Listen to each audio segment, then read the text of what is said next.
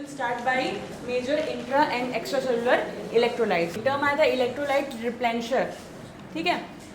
रिप्लेंशर आया था तब जब हम लोगों ने पढ़ा था सलाइन कैथलेटिक्स, ठीक है। उसमें रिप्लेंशर की तरह काम करने का मतलब है इलेक्ट्रोलाइट के रिप्लेसमेंट करना, इलेक्ट्रोलाइट की प्लेस पे काम करना, ठीक है। आपको याद होगा मैंने बीच में एक दो टर्म बताए थे, हाइपोकेलिमिया, हाइपोकैल्सीमिया, है ना, हाइपरकेलिमिया, हाइपरकैल्सीमिया, ये टर्म बताए थे। तो जो वहाँ पे हमने इस डिजीज़ के नाम बताए थे उसको हम लोग यहाँ पे कंबाइंडली पढ़ेंगे, ठीक है। तो first of all will start by electrolytes. Electrolyte basically क्या होते हैं? इलेक्ट्रोलाइट को अगर हम ब्रेक डाउन करें, major intra and extracellular electrolytes, ठीक है। अगर हम लोग इलेक्ट्रोलाइट्स की बात करते हैं, इलेक्ट्रोलाइट को अगर हम लोग ब्रेक डाउन करें, ठीक, तो इलेक्ट्रिक, अगर इसको हम इसकी संधि विच्छेद करेंगे, संधि विच्छेद कहते हैं ना हिंदी में, अगर संधि विच्छेद करेंगे तो क्या हमें मिलेगा? इलेक्ट्रिक्स एंड आइट्स, ठीक है। इलेक्ट्रिकल पार्टिकल्स, ऐसे कुछ पार्टिकल्स जो कि इलेक्ट्रिसिटी जनरेट करते हैं, इस नाम से तो ये निकल रहा है ना। लेकिन हम इलेक्ट्रोलाइट की बात अगर अपने बायोलॉजिकल फ्लूइड में करते हैं, लाइक कि कुछ ऐसे चार्ज पार्टिकल या फिर कुछ ऐसे मिनरल्स पार्टिकल जो कि हमारे फिजियोलॉजिकल एक्टिविटी में, हमारे बायोलॉजिकल एक्टिविटी में कुछ कंट्रीब्यूशन प्रोवाइड करते हैं। लाइक अगर हम इलेक्ट्रोलाइट्स की बात करते हैं तो जैसे आपको एक दो बार मैंने टर्म पढ़ाया होगा, डायरिया हो जाना, डिसेंट्री हो जाना, एक्सेसिव स्वेटिंग, एक्सेसिव यूरिनेशन बताया होगा। तो ये कब होता है?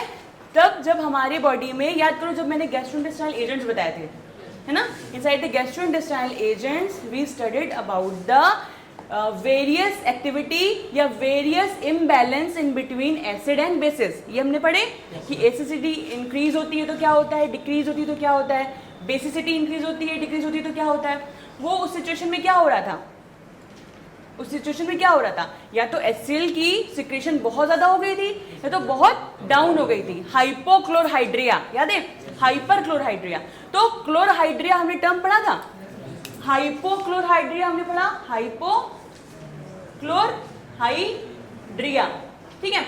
इसमें हमने आपको बताया था, अगर इसको हम ब्रेक डाउन करते हैं, हाइपोक्लोरहाइड्रिया, हाइपो कमी, क्लोर क्लोरीन, हाइड्रिया कमी हो जाना, क्लोरीन की कमी हो जाना, हाइपोक्लोरहाइड्रिया। जब एसिडिटी की बहुत कमी हो गई थी, बहुत रिडक्शन हो गया था पीएच लेवल ऑफ, बहुत इंक्रीज एलिवेट कर गया था पीएच लेवल, मतलब कि एसिड की अधिकता हो गई थी उस सिचुएशन में हमको हुआ था हाइपोक्लोरहाइड्रिया। हाइपरक्लोरहाइड्रिया कब हुआ था? Hyper aciditic situation. याद है जब हम लोगों ने एसिडिटी पढ़ी थी तो हाइपर एसिडिटिक सिचुएशन में हम लोगों ने कुछ ऐसे ड्रग्स पढ़े थे लाइक एंटासिड्स। एंटासिड का डेफिनेशन में क्या बताया था? Antacid are the drugs which use to use in the problem for hyper aciditic condition. कोई पेशेंट अगर बहुत दिनों से हाइपर एसिडिटी से गुजर रहा है तो उसको एंटासिड देते थे, है ना। तो क्लोरीन की अगर हम बात करें, we are talking about the major extra intercellular electrolytes. Electrolytes की बात कर रहे हैं तो इलेक्ट्रोलाइट्स वो मॉलिक्यूल्स होंगे, वो एलिमेंट्स हैं जो कि हमारे फिजियोलॉजिकल एंड बायोलॉजिकल एक्टिविटी में कंट्रीब्यूशन देते हैं। जैसे कि एक हमने टर्म याद आया हमको पिछला, क्लोरीन, ठीक है। अब अगर हम बात करें तो we are so many physiological electrolytes, जैसे sodium, chlorine, calcium, magnesium, potassium, ठीक है। दीज आर दी इलेक्ट्रोलाइट्स या फिर ऐसे एलिमेंट्स, केमिस्ट्री के अगर हम केमिस्ट्री पॉइंट ऑफ व्यू से देखेंगे कि these are the chemical elements which are also act as physiological ions या फिर extra intracellular electrolytes which use to use in biological activity. अब जैसे बायोलॉजिकल एक्टिविटी क्या, इन हमने एलिमेंट्स का नाम लिया, तो सोडियम की अगर हम बात करें तो इन सब के अपने अलग अलग फंक्शन है। They all are have their concerned function and activity inside our body, inside our cell, ठीक है। अब अगर हम यहाँ पे एक शॉर्ट में बता दे रहे हैं कि यहाँ पे इन सब की एक्टिविटी क्या क्या होती है। सोडियम की अगर हम बात करें, है ना, तो सोडियम कहाँ से हमें मिलता है? याद करो, हम लोग जो टेबल सॉल्ट खाते हैं वो क्या होता है? NaCl, NaCl is nothing but sodium, है ना। NaCl हम क्यों ले रहे हैं? For the consumption of sodium. Sodium is very important और मेजर इलेक्ट्रोलाइट फैक्टर या एलिमेंट जो कि हमारी बॉडी में वाटर को स्टोर करके रखता है। सोडियम की अगर हम नेचर की बात करते हैं तो सोडियम ऐसा एलिमेंट होता है जिसका बिहेवियर ही है वाटर को साथ में जोड़ के रखने का, है ना। आप जैसे एग्जाम्पल की बात अगर हम करें, घर में देखते हो कभी ज़्यादा नमक वाली चीज़ खा ली, है ना, या फिर कोई डब्बा बंद चीज़ें खा ली, पैकेट वाली चीज़ें खा ली, है ना, तो वो क्या होता है, खा लिया उसके बाद प्यास आपको बहुत ज़्यादा लगेगी। क्यों? Just because they containing rich amount of sodium, है ना। कभी आप पैकेट के पीछे देखोगे तो जो इंग्रेडिएंट्स उसमें लिखे हो, जो केमिकल कंपोजिशन होते हैं, sodium, potassium, vitamin B complex etcetera etcetera, तो उसमें देखोगे सोडियम का कंटेनिंग उसमें बहुत ज़्यादा होता है। सोडियम एज वेल एज उसमें लिखा रहेगा प्रिजर्वेटिव। भाई चिप्स के पैकेट खाते हो, जेम जेली खाते हो, कोई भी डब्बा बंद चीज़ें खाते हो, उसको अगर पलट के देखोगे तो जो केमिकल कंपोजिशन होता है, जो इंग्रेडिएंट होता है, इंग्रेडिएंट के बगल में एक होता है केमिकल कंपोजिशन।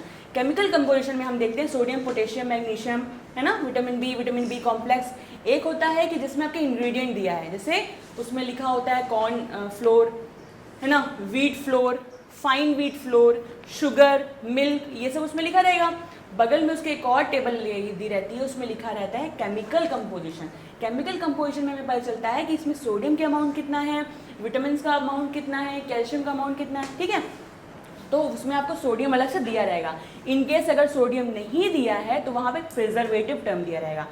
प्रिजर्वेटिव मतलब बताया इससे पहले, प्रिजर्वेटिव बताया। प्रिजर्वेटिव का मतलब होता है कि किसी भी हमारे जो हमने मॉलिक्यूल बनाया है, जो हमने ड्रग बनाई या जो भी हमने फूड प्रोडक्ट बनाया, उसको लंबे टाइम तक सुरक्षित रखना। टू प्रिजर्व द ड्रग और ड्रग कंपोजिशन और food product for a long period of time, उसको सिक्योर करके रखना, बचा के रखना, ठीक, उसे हम कहते हैं प्रिजर्वेटिव। भाई अचार वगैरह आते हैं, घर में अचार बनते हैं, कई बार खराब हो जाते हैं। हम जेम जेली बनाते हैं, चटनी बनाते हैं, खराब हो जाते हैं। बट ऐसा क्या रीज़न है कि जो मार्केटेड प्रोडक्ट हैं वो खराब नहीं होते? बिकॉज दे कंटेन रिच और गुड अमाउंट ऑफ प्रिजर्वेटिव, बहुत ज़्यादा प्रिजर्वेटिव रखते हैं। इसलिए हम कहते हैं कि बाहर की चीज़ें ज़्यादा नहीं खानी चाहिए, क्योंकि हम तो उसे कंज्यूम कर रहे हैं, लेकिन ये क्या करते हैं, कई अच्छा कंपनीज होती हैं, कुछ अच्छे जो ब्रांड प्रोडक्ट्स हैं वो अच्छे टाइप के प्रिजर्वेटिव यूज़ करते हैं। बट जो थोड़ी सस्ती कंपनीज होती हैं, बहुत ही रद्दी और बहुत ही घिसी हुई, बहुत ही चीप क्वालिटी के वो लोग प्रिजर्वेटिव यूज़ कर रहे हैं, जो कि हमारी हेल्थ के लिए इनडायरेक्टली बहुत ही नुकसानदेह होता है। या तो वो आपकी बॉडी में अल्सर क्रिएट कर देंगे, या तो एक टाइम बाद आपके कार्सिनोजेनिक सेल क्रिएट कर देंगे, है ना। वो लॉन्ग टर्म के लिए आपके लिए अच्छा नहीं होता है, ठीक। सोडियम की बात करते हैं। सोडियम का क्या फंक्शन होता है? To hold the water inside your body, ठीक, टू इलेक्ट्रोलाइट बैलेंस। सेकेंड अगर हम बात करें क्लोरीन, क्लोरीन क्या करेगा? क्लोरीन हमारे सेल के ऑस्मोटिक प्रेशर को मेंटेन करता है, एसिड बेस बैलेंस को मेंटेन करता है, ठीक है। कैल्शियम, कैल्शियम मैग्नीशियम की बात करें तो ये क्या करते हैं? कैल्शियम हमारे बोन्स के लिए अच्छा है, हमारे टीथ के लिए अच्छा है ना। और कैल्शियम, मैग्नीशियम एंड पोटेशियम तीनों की बात करें तो they are all participate in the function of muscle contraction. Muscle nerve impulses जाती हैं, हमें माइंड को मैसेज आता है, तो हमारा जो मसल कॉन्ट्रैक्शन होता है, जो हमारी वॉलंटरी मसल्स होती है, वॉलंटरी मसल्स जो अपनी इच्छा से हम उनको मूव करा सकें, तो मसल कॉन्ट्रैक्शन में हमारे पोटेशियम एंड मैग्नीशियम का बहुत अच्छा रोल होता है, एज वेल एज कैल्शियम का भी रोल होता है, ठीक है। तो these are the few example of electrolytes